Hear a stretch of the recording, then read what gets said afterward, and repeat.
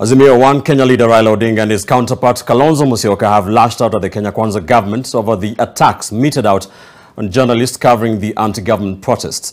Odinga's statement comes after NTV's cameraman Eric Isinta and a host of other journalists were injured by tear gas canisters while in the line of duty.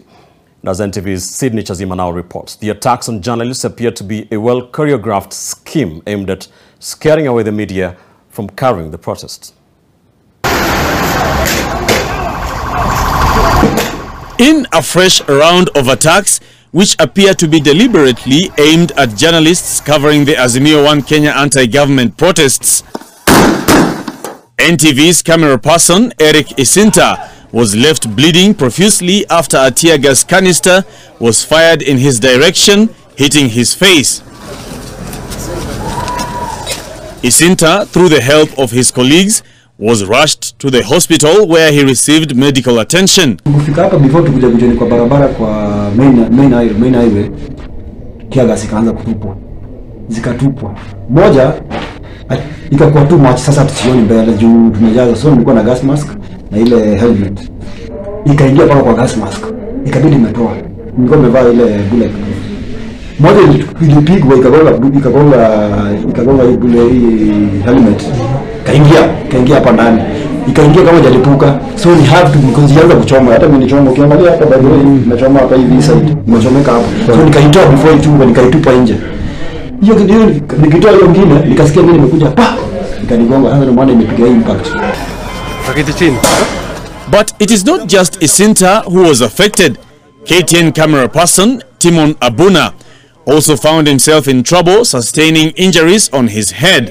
In Kisumu, Citizen TV's Dismas Nabiswa, caught in between confrontations between the police and rioting goons, was also left injured. Speaking moments after their entourage was forced to take a detour to Karen, Raila Odinga alongside Kalonzo Musyoka have hit out at the government, terming the attacks on journalists as an affront to media freedom. It is very unfortunate that in the whole of these skirmishes, the media is being targeted seriously for attack.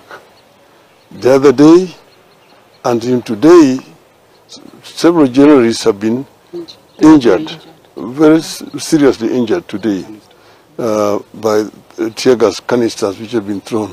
They crossed the red line, basically. We also noticed that the media were a serious target.